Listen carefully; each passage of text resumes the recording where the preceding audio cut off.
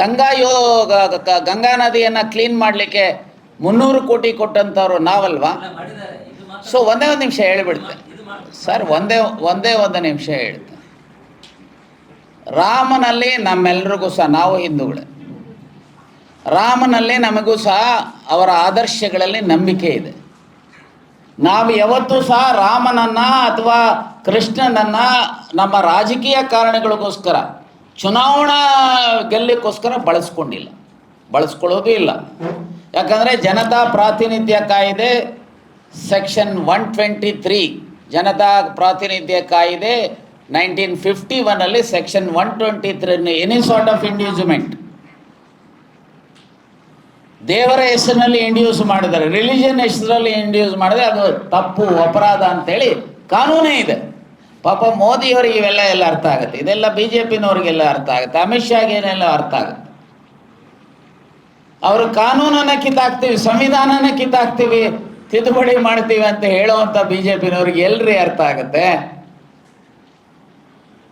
So ನಾನು ಇಷ್ಟೇ ಹೇಳ್ತೇನೆ, ಯಾರೋ ಯಾವುದೋ ಒಂದು ಸಂದರ್ಭದಲ್ಲಿ ಒಬ್ಬ ಅಧಿಕಾರಿ ಏನಾದರೂ ಅಫಿಡವಿಟ್ ಫೈಲ್ ಮಾಡಿದರೆ ಅದಕ್ಕೆ ಮಹತ್ವ ಕೊಡುವಂಥದ್ದು ಅಷ್ಟೊಂದು ಸಮಂಜಸ ಅಲ್ಲ. ನಾವು ನಿಜವಾದಂಥ ಜಾತಿ, ಈಗ ಉದಾಹರಣೆಗೆ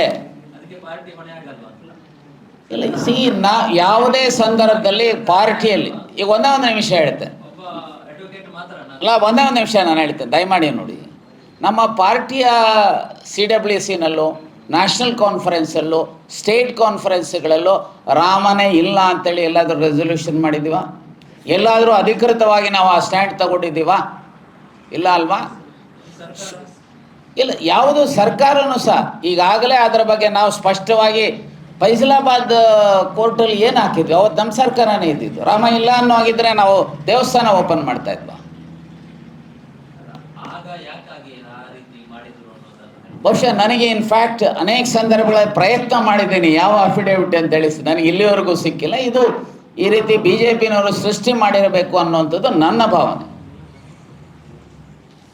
ಇವತ್ತು ಏನಾಗಿದೆ BJPನವ್ರಿಗೆ ನೋಡಿ, ಇಷ್ಟೆಲ್ಲ ಏನು ಪಾಪ ಆದ್ವಾನಿ ಸಾಹೇಬರು, ಅವ್ರ ಬಗ್ಗೆ ನನಗೆ ಗೌರವ. ಯಾಕಂದರೆ ನಾನು ಅವರು ಒಟ್ಟಿಗೆ 75ರಲ್ಲಿ ಎಮರ್ಜೆನ್ಸಿನಲ್ಲಿ ನಾವು ಒಟ್ಟಿಗೆ 17 ತಿಂಗಳು 20 ದಿವಸಗಳ ಬೆಂಗಳೂರು ಕಾರಾಗೃಹದಲ್ಲಿ Atal Bihari Vajpayee, LK Advani, Madhu Dandavate, Shyamananda Mishra, Ramakrishna Hegde, Deve Gowda, PGR Scindia, AK Subbaiah, so ನಾನು, ಸುರೇಶ್ ಕುಮಾರು ಮತ್ತು ಪಾರಸ್ಮಲ್ ಇವರುಗಳು ಅತ್ಯಂತ ಚಿಕ್ಕವರು. ಸೊ ಹಾಗಾಗಿ ನನಗೆ ಗೊತ್ತು. ಆದರೆ ಇವ್ರಿಗೆ ಏನಾಗಿದೆ, ಈ ಮೋದಿಯವರಿಗೆ ಆ್ಯಂಡ್ ಈಸ್ ಟೀಮಿಗೆ ರಾಮನ ಆದರ್ಶಗಳು ಗೊತ್ತಿಲ್ಲ, ರಾಮಾಯಣವನ್ನು ಓದಿದ್ದಾರೋ ನನಗೆ ಗೊತ್ತಿಲ್ಲ, ಸಂವಿಧಾನ ಓದಿದ್ದಾರೋ ನನಗೆ ಗೊತ್ತಿಲ್ಲ. ನಾನೊಬ್ಬ ಪಾರ್ಲಿಮೆಂಟ್ ಮೆಂಬರ್ ಆಗಿ ಗಮನಿಸಿದಂಥ ರೀತಿಯಲ್ಲಿ ಅವ್ರು ಸಂವಿಧಾನ ಓದಿರೋ ಹಾಗೆ ಕಾಣ್ತಾರೆ. ನಾನು ಇಷ್ಟೇ ಹೇಳ್ತೇನೆ, ಏನು ಬೇಕಾದರೂ ಅದೇ ರಾಜಕಾರಣಿ ಆದ ಮೇಲೆ, ಅದರಲ್ಲೂ ಪ್ರೈಮ್ ಮಿನಿಸ್ಟರ್ ಆದಮೇಲೆ ಸ್ಟೇಟ್ಸ್ಮನ್ಶಿಪ್ಪನ್ನು ತೋರಬೇಕು. ಅಟಲ್ ಬಿಹಾರಿ ವಾಜಪೇಯಿ ಅವರೇ ಪಾರ್ಟಿ ಸ್ಟೇಟ್ಸ್ಮನ್ಶಿಪ್ಪನ್ನು ತೋರಿಸಿದ್ರು. ಹೇಗೆ ನೆಹರು ತೋರಿದ್ರು, ಇಂದಿರಾಜಿ ತೋರಿದ್ರು, ಲಾಲ್ ಬಹದ್ದೂರ್ ಶಾಸ್ತ್ರಿ ತೋರಿದ್ರು, ಡಾಕ್ಟರ್ ಮನಮೋಹನ್ ಸಿಂಗರ್ ತೋರಿದ್ರು, ಮುರಾರ್ಜಿ, ಚಂದ್ರಶೇಖರ್, VP ಸಿಂಗ್ ಹಾಗೆ ನೀವು ಸಹ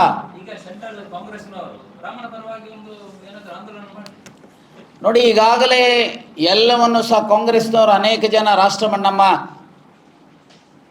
ಅಡ್ಮಿನಿಸ್ಟ್ರೇಷನ್ ಇನ್ಚಾರ್ಜ್ ಇರುವಂಥ ಜನರಲ್ ಸೆಕ್ರೆಟರೀಸ್ ಇದರ ಬಗ್ಗೆ ಹೇಳಿಕೆಗಳು ಮಾಡಿದ್ದಾರೆ.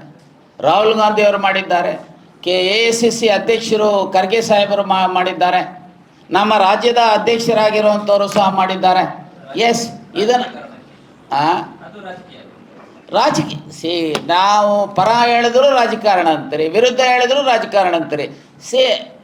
ವಿರೋಧ ಪಕ್ಷದಲ್ಲಿದ್ದು ನೋಡಿ, ನಾನು ಒಂದೇ ಹೇಳ್ತೇನೆ, ನಾನು ನನ್ನ ಅನುಭವದಲ್ಲಿ being a politician, he should be a watchdog.